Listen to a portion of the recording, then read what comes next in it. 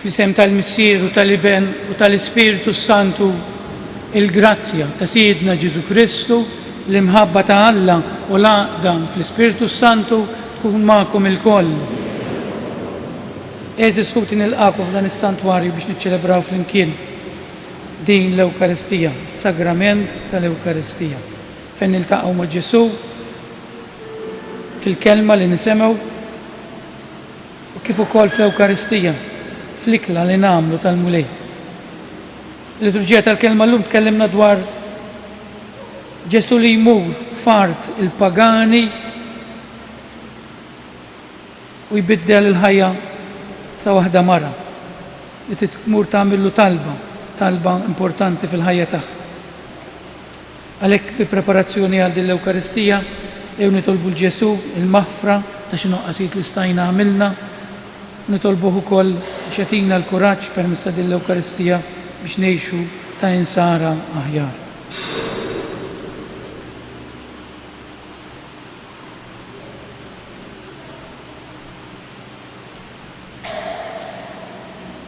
Nistqar l-Alla li jista' kollox lilkom ħuti li jiena tnibt ħafna bil-ħsieb, bil-kliem, bil-għamil, billi ħallejt dmirijieti, ħtija tiegħi, l-akbar ħtija tiegħi. Għalhekk nitlob l-imqazza Marija dejjem Verġni, l-anġli u l-qaddisin kollha u lilkom ħuti x'titolbu għalija il-mulej Alla tagħna. Iħenna għalina Alla li jista' kollox jaħfrinna l-tijiet tagħna u jwassalna l-ħajja ta' dejjem. Mulej ħniena, Kristu ħniena, mulej ħniena. Glorja lill-Alla fil-ola tas-smawiet u paċi fl-art lill-bnedmin ta' rieda tajba. Infaħruk, inberkuk, nadorawk, natuk ġieh, irroddulek ħajr għall-glorja kbira tiegħek. Sultan tas-sema, Alla Missier li tista' kollox, mulej Iben waħdini Ġesu Kristu, mulej Alla ħaruf talla bin il-Missier, int li tneħħi d-nubiet tad-dinja ħenna għalina, int li tneħħi d-nubiet tad-dinja il-qajt tal-tana, int li qiegħed fuq l-lemejn tal-Missier ħenna għalina, għaliex inti waħdek Qaddis, inti waħdek mulej, inti waħdek fl-ola Ġesu Kristu, mal-Ispiritu Santu, fil-glorja tal-Missier Alla. Fakkarkom l-qudisa tal-lum ser nagħmlu b'suffraġġju għar-Roħ Peter Paul Grek. Nitolbu. Alla inti ħejjejt ġid li ma jidirx għal dawk li jħobbuk, xerret nitolbuk fi qlubna l-ħewwa ta' mħabbtek biex inħobbuk f'kollox u fuq kollox u hekk niksbu l-ġid li inti stess wietna li huwa aqwa minn kull ġid li nistgħu nixtiequ. Dan nitolbulek permezz ta' Ibnek, Ġesu Kristu Sidna, li huwa Alla miegħek jgħixu jisaltan flimkien mal-Ispiritu Santu għal dejjem ta' dejjem.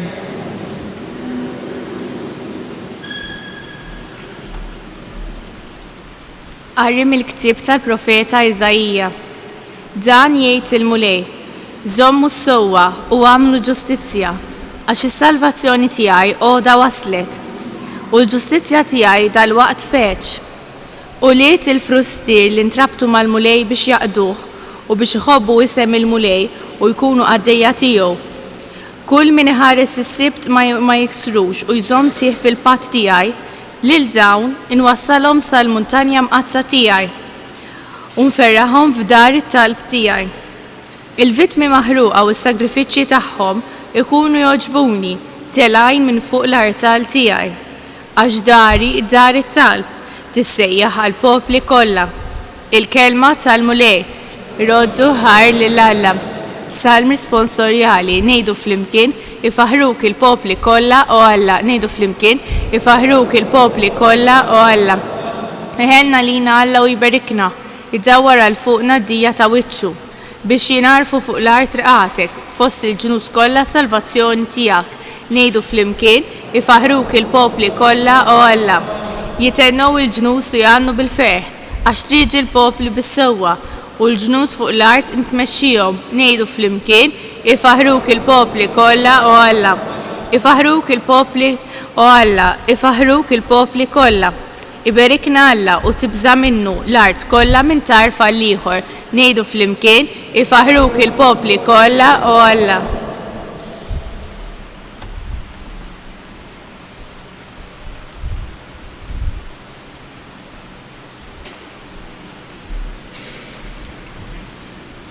Qari mill-ittra ta' San Pawla Apostolu lir-Rumani, ħuti.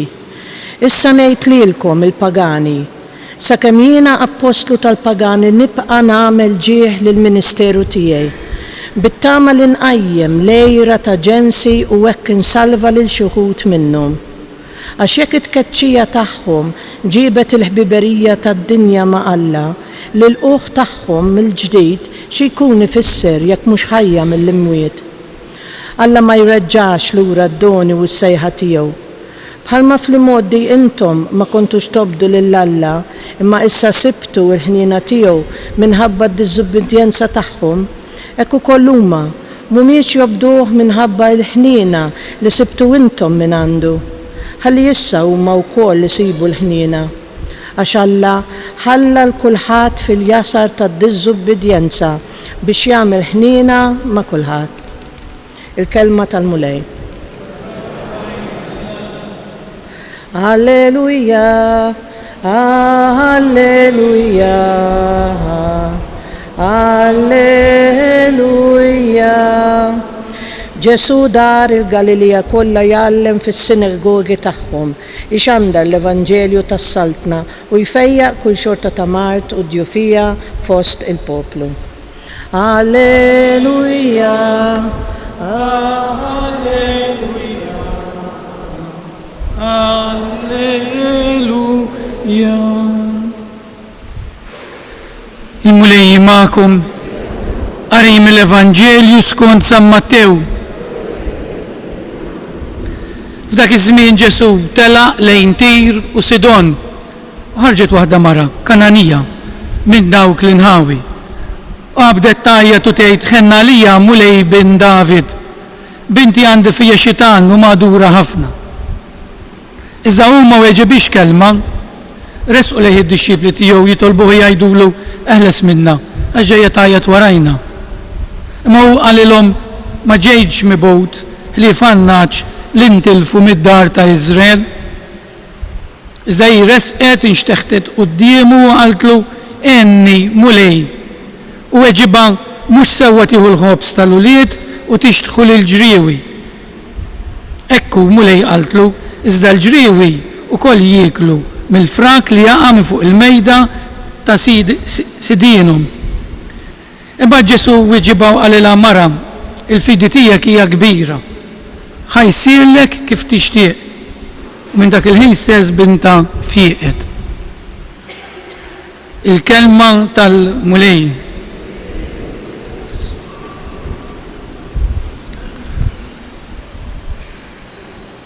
U d-Evanġelu bħal tal-lum, għall-ewwel tgħid dan Ġesu li suppost huwa mħabba kif jittratta din il-mara b'dan il-mod. Kemm ma kienx razzista Ġesu hawnhekk, però ħanitilqu bil-mod. Il-mod ħanifmux jiena għal-bidu fixilni naqra dal-Evanġelu biex ngħidilkom il-verità, dan mhux Ġesu li naf jiena.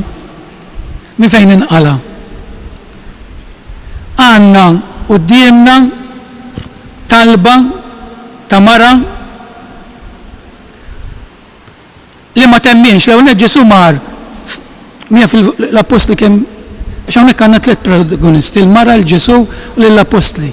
Mija fl-ewwel ħaġa l-apostli x'għaddilhom minn moħħhom meta Ġesu telaq lejn Tir u Sidon. Pajjiż il-pagani lil dawn in-nies kienu jgħidulhom Kananin, klieb litteralment, bħalma ara kemm hu iweġġek xi ħadd meta jgħidlek int kelb. Issa immaġinaw Ġesu. Irid ibiddel il-qalb ta' dawn l-apostli u jfehmhom il-salvazzjoni mhux kif kienu jemmnu ma fl-Antik Testament hija l-poplu magħżul ta' Alla, Iżrael biss, imma s-salvazzjoni hija għal kulħadd. Immaġinaw kemm tkun intelligenti biex tasal tikkonvinċi lil dawn l-apostli li xi darba rridu jmorru f'pajjiżi pagani jippritkaw. Titbidlilhom il-mentalità. Mela l-ewwel ħaġa li jridu nitalmu minn dan il-Vanġelu huwa li Ġesu bil-mod il-mod pass pass jimxi magħna biex ibiddlilna il-qalb tagħna u l-mentalità tagħna u jagħmilha b'imħabba kbira bħalma għamel mal-apostli u ma' din il-mara. Din il-mara ma kellha l-ebda dritt sakrosant titlob l-għajnuna l-Ġesu fil-mentalità tal-Lut. Kienet pagana, kienet barranija, imma din il-mara kienet qed tagħmel talba ta' tbatija u ta' qalb magħfusa. Kienet qed tagħmel talba illi ma kellha l-ebda dritt tagħmilha, imma kienet motivata minn xiex mis-sofferenza, mid-tbatija.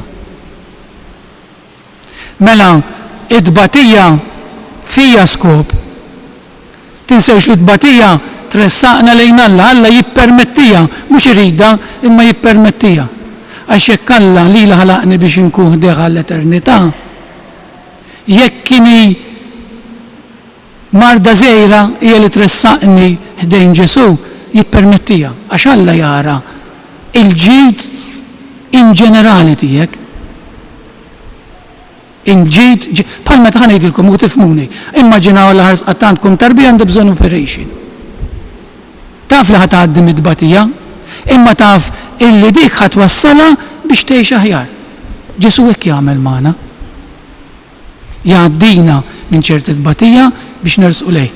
Jien ġen is-santwarju nisma' ħafna nies li jersqu ħdejn Ġesu jitolbu għax ikunu għaddejn minn xi tbatija. Mela din il-mara ma kellha l-ebda dritt titolbu lil Ġesu. U Ġesu hawnhekk veru kien biex ngħidlek kelma jibsa arroganti. L-ewwel ma rrispondijiex.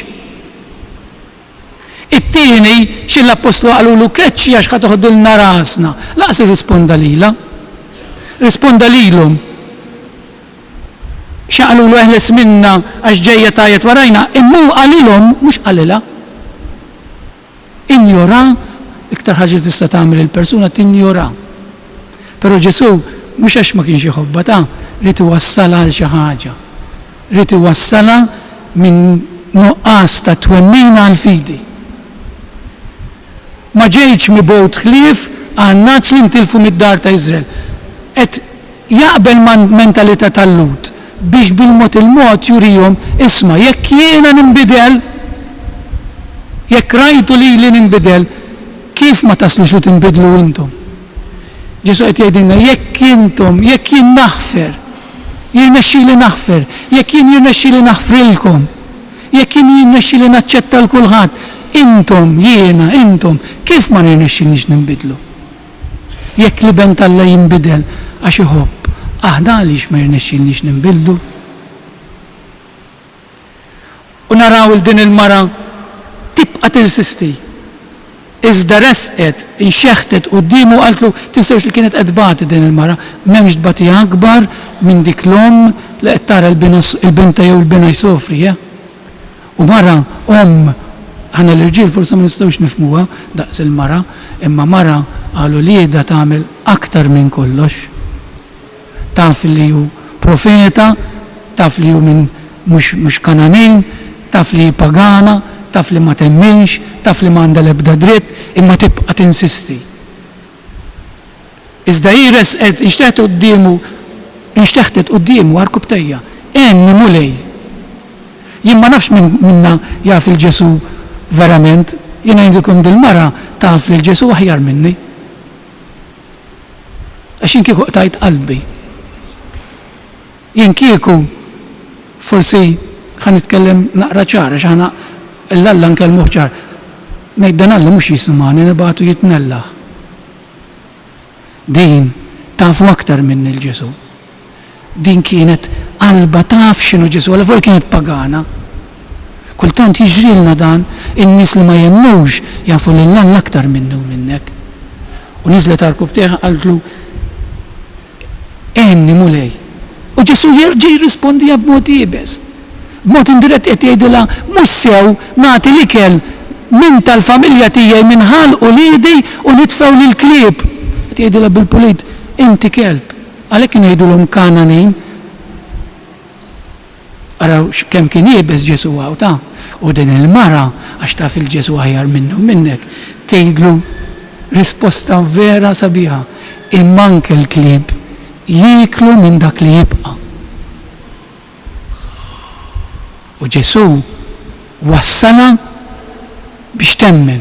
Imma hekk qaltu fi klima. Imma jien nemmen il-veru jien m'għandi l-ebda dritt qaltlu, imma mill-frak li jaqa' anke kelb jiekol.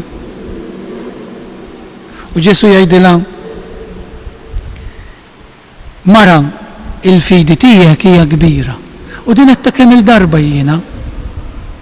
Ġesu ma jagħmilx miraklu, anzi mhux jagħmlu l-miraklu, il-miraklu jagħmlu min jitolbu.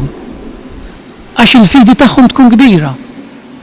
Il-miraklu mhux Ġesu għamlitu l-mara għax baqgħet temmen. Araw Ġesu, kull miraklu li għamil ma mhux għall-glorja tiegħu. Il-fidi tiegħek salfatek. Temmen jent li nista' nfejqek. U dan il-Vanġelu tal-lum ifakkarni Vanġelu ieħor. Araw kemm Ġesu mhux kontradittorju, meta dak il-raġel ġew in-nisa għandu bil-lejl ma kellux x'jagħtihom x'jieklu. U jmur iħabbat il-ħabib tiegħu. U jħabbat. U Ġesu jgħidilna ħabtu u l-bib jinfetħilkom. Dejquni u l-bib jinfetħilkom.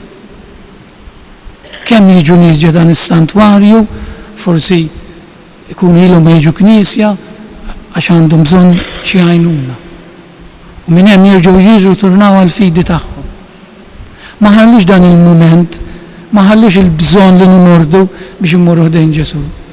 Imma Ġesu irid iwassalna għall-fidi. U Ġesu jridna mmorru qudiemu kif aħna. Bil-passat, bid-dnubiet, bil-preżent, żewġ punti nixtieq ngħid biss. Min ma jmurx dejn Ġesu, l-ewwel qed jaħseb li hu stess kapaċi isolvi l-problemi tiegħu innifsu. Dik hija s-supervja. Da qegħdin naraw fid-dinja tal-lum.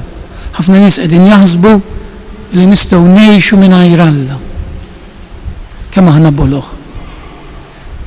Ħarsu madwarna, mhux Malta biss, meta nippruvaw ngħixu mingħajr Alla x'jiġri. Naqgħu f'ċertu mhux dwejja imma ma nafx, donna mdejqin, donna m'għandniex paċi, donna rridu dejjem iktar, donna iktar ma rridu iktar ma nsibux paċi. Għaliex warrabna lill-Alla mill-ħajja tagħna. Warrabna l-Alla mill-familji tagħna. Warrabna l-Alla mill-Knisja kultant. Warrabna l-Alla mill-ħajja personali tagħna. Mulej m'għandniex bżonn nokta, jien m'għandix għalfejn immur Knisja, kapaċi nimxi waħdi bix-xjenza u l-flus illum. Inti m'għandniex bżonnok. Ġesu jgħidilna bħal din il-mara, ejjew għandi b'kull ma għandkom. Tgħodux tinkwitaw jekk il-karettun tiegħek moħobbi bid-dnubiet. Jien għalhekk ġejt biex ngħinek terfa', biex ngħinek teħles minnu. Dik illi Ġesu qed jipprova jgħidilna. Din il-mara marret sforzi s-sofferenza li kellha.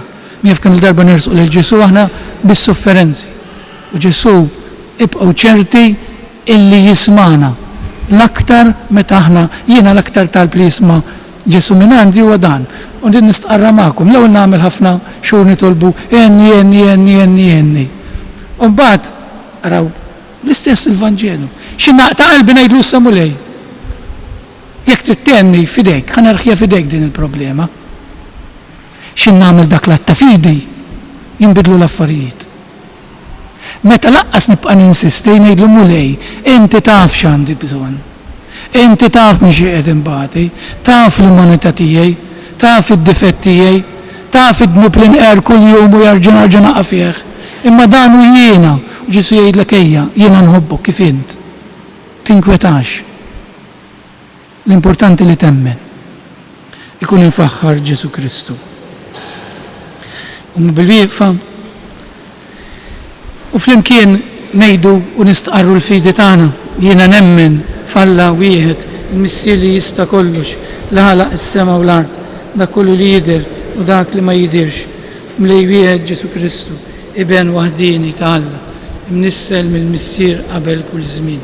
Alla minn Alla, dawl minn dawl, Alla veru minn Alla veru, imnissel u mhux magħmul, natura waħda mal-missier u bih sar kollox.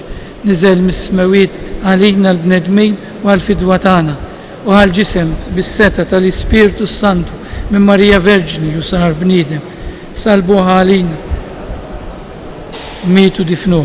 Fit-tielet jum għam minn belwiet skont il-kotba mqazza u tela s-sema qiegħed fuq l-lemin tal-missier u għandu jerġa' jiġi bil-glorja biex jagħmel ħaq mill-ħajjin u mill-mejtin u s-saltna tiegħu ma jkollix tmiem u fl-Ispiritu Santu mulej li jagħti l-ħajja li ġej mill-missier u mill-liben u li meqjum u weġġaħ flimkien mal-missier u mal-liben u li tkellem b'fhom il-profeti fi knisja waħda qaddisa kattolika apostolika nistqarma mudija waħda għal maħfra ta' dnubiet nistenna l-qawma mill-wiet u l-ħajja ta' żmien li ġej.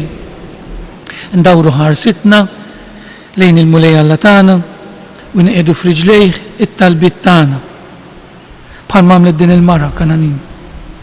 Għall-Knisja sabiex tkun strument ta' salvazzjoni għal kull bniedem tad-dinja nitolbu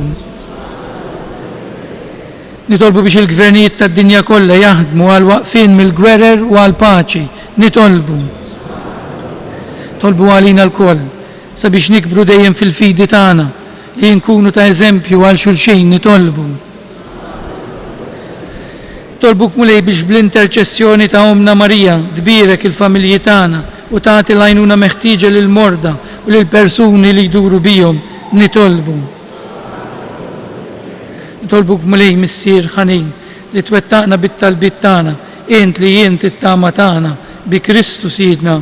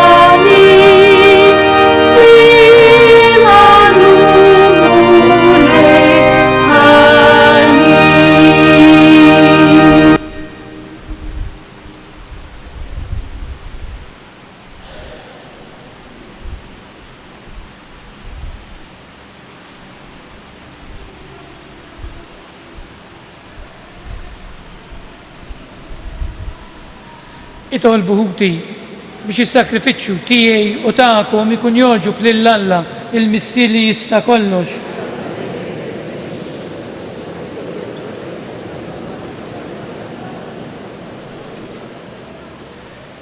Ilqa' mulej dawn l-offerti tagħna li bihom nagħmlu miegħek bidla glorjuża għax waqt li aħna nofrulek mill-frott li inti tajtna, inti tagħtina lilek innifsek bi Kristu Siedna. Il-mulej magħkom, nerfgħu qlubna l fuq, niżżu ħajr il-mulej Alla tagħna. Sewwa u xieraq tas-sew, mulej missier qaddis, Alla ta' dejjem li tista' kollox, tajjeb u ta' ġejta s-salvazzjoni tagħna li dejjem u kullimkien irrodulek ħajr. Għax int fil-ħniena tiegħek hekk ħabbejt id-dinja li bgħattilna lil-ibnek il-waħdini biex lilna jifdina u rittu jsir bniedem bħalna f'kollox minn barra fid-dnub biex hekk tħobb fina dak li ħabbejt fih. Bl-ubidjenza tiegħu ksibna mill-ġdid id-doni li konna tlifna bid-diżubidjenza tagħna. Għalhekk mulej aħna wkoll mal-anġli u l-qadisin kollha tiegħek infaħruk u fer kbir intennulek u ngħidu Qaddis, Qaddis, Qaddis. Is-smawiet u l-ard mimlija bil-glorja tiegħek fil-ogħla tas-smawiet imbierek minn ġej f'isem il-mulej wasanna fil-ogħla tas-smawiet.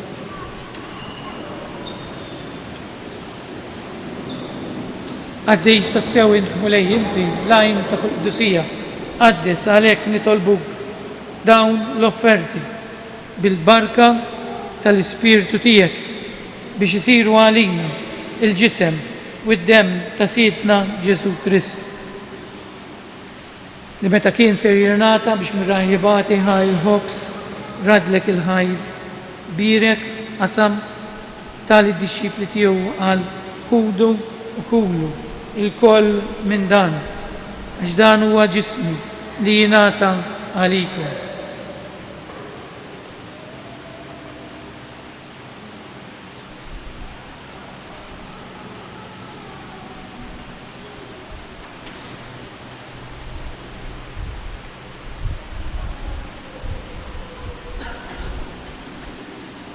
Ekku kollu wara l-ikla ħaj il-kalċi reġerat il-ħajr tali d-disċipli tiegħu u qal ħudu u jxorbu minnu l-koll għax dan huwa il-kalċi ta' demmi tal-patt il-ġdid li jibqa' għal dejjem.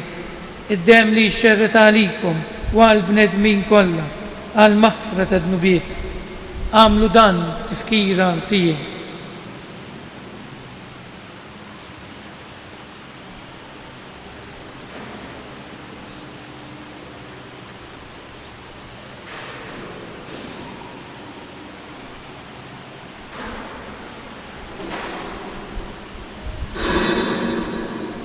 Dan hu il-misteru tal-fidi.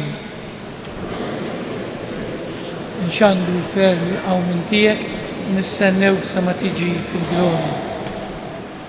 Għalhekk aħna nagħmlu dan tifkira tal-mewt u l-qawmien ta' Sidna Ġesu Kristu nofrulek mulej il-ħobs tal-ħajja u l-kalċi tas-salvazzjoni u rradulek ħajra ġoġbu tilqana hawn quddiemek biex naqduk. U miċċu kontana nitolbu l-Ispirtu Santu jaqadna f'ġisem wieħed li jinna li nieħdu sem mill-ġisem u d-dem ta' Kristu. Ftakar nitolbuk mulej fil-Knisja tiegħek imxerda mad-dinja kollha u taqaf fl-imħabba fl-imkien mal-Papa Franġisku, mal-Isqof tagħna Anton, mal-isfijiet u l-ministri kollha tiegħek. Ftakar nitolbuk ukoll f'kutna li raqdu bit-tama tal-qawmien, ftakar fil-mejtin kollha tagħna. Illum mod partikolari nitolbu għarru Peter Paul Grek. Mulej nitolbuk biex iddaħħalhom quddiemek fid-dawl tas-sebt tiegħek. Ħenna lina l-koll nitolbuk. Għati lilna wkoll il-wirt tal-ħajja ta' dejjem. Flimkien mal-Verġni Mqazza u Malla Marija, ir-raġel tagħha San Ġusepp, mal-Apostli u l-qaddisin kollha li jgħixu fil-biberija tiegħek sa mill-bidu tad-dinja. Għamel li magħhom infaħruk u nsebħuk Ġesu Kristu ibnek. Bi Kristu, ma' Kristu u fi Kristu jingħata lilek Alla missiju li tista' kollox flimkien mal-Ispirtu Santu kull ġeħu glorja għal dejjem ta' dejjem. Mulej, kattar il-fidi tagħna. Enna nemnu fik, enna nemnu li inti dejjem magħna u taċċettana kif aħna. Għamel dan kollu waqt li aħna nitolbu din it-talba tal-missier li għallimtna int stess u ngħidu flimkien missierna li inti fis-smawiet jitqaddis ismek, tiġi saltnatek, ikun li trid int kif is-sema ukoll fl-ard. Ħobsna ta' kuljum għatina llum, aħfrilna dnubietna bħalma naħfru lil minukati għalina, għala daħalniex fit-tiġrib, iżda ħelisna mid-deni. Ħelisna nitolbuk mulej minn kull deni. Għatina fit-tieba u l-ħnina tiegħek il-paċi fi żmienna biex ikunu ħielsa dejjem mid-dnub u imħarsa minn kull inkwiet. Aħna nistennew u nittamaw il-għena u l-miġja tas-Salvatur tagħna Ġesu Kristu. Mulej Ġesu Kristu li qed l-apostli tiegħek inħallilkom isliem natikom isliem tiegħek la tħares x'neħtijietna, iżda ħares lejn il-fidi tal-Knisja tiegħek għat jaslimu l-għada li jintrit fija, se tgħixu s-salta għal dejjem ta' dejjem. Il-paċi tal-mulej tkun dejjem magħkom. Nagħtu l-paċi lil xulxin. Paċi magħkom. Il-ġisem flimkien mad-dem tas-Sinjur tagħna Ġesu Kristu kun jiswew lilna li ser nitqarbu bihom għal ħajja ta' dejjem. Ħaruf talla li tneħħi d-nubiet tad-dinja. Ħaruf talla li tneħħi d-nubiet tad-dinja. Ħaruf talla li tneħħi d-nubiet tad-dinja għatina l-paċi.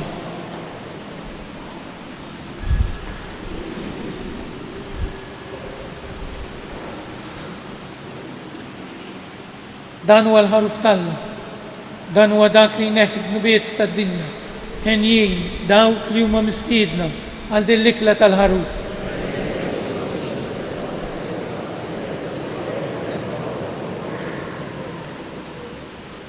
Il-ġisem flimkien mad-dem tas-Sinjur tagħna Ġesu Kristu kun jiswew lilna li se nitqarbu bihom għal ħajja ta' dejjem. Amen.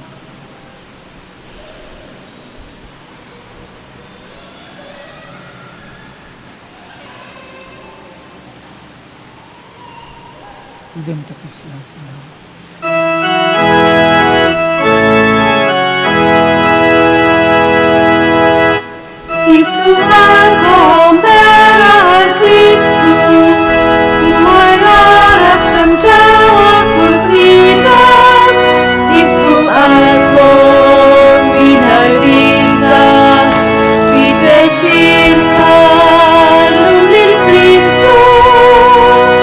Cristo, a te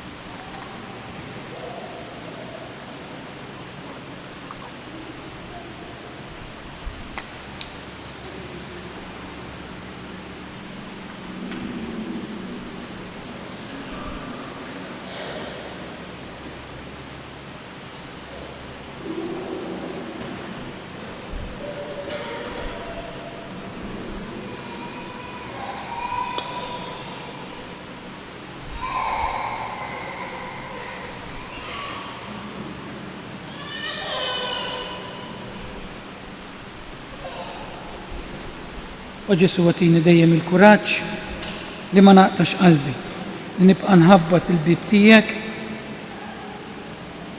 sakemm inti tagħtini l-grazzja li għandi bżonn. Però fuq kollox Ġesu tini l-grazzja li nħobbok jkolli l-fidi. Għax jiswilu l-bniedem li jitlob mingħajr il-fidi. X'jiswilu l-bniedem li ma jsalvax ruħu, li ma jkunx ma' Ġesu għall-eternità. Għalhekk ħlaqna Ġesu u dan li nitolbuk illum waqt li qiegħed fil-qalb tagħna li tagħtina l-grazzja li nsalvaw ruħna għall-eternità. Glorja lill-Missier lill-Iben u lill-Ispiritu Santu. Nitolbu.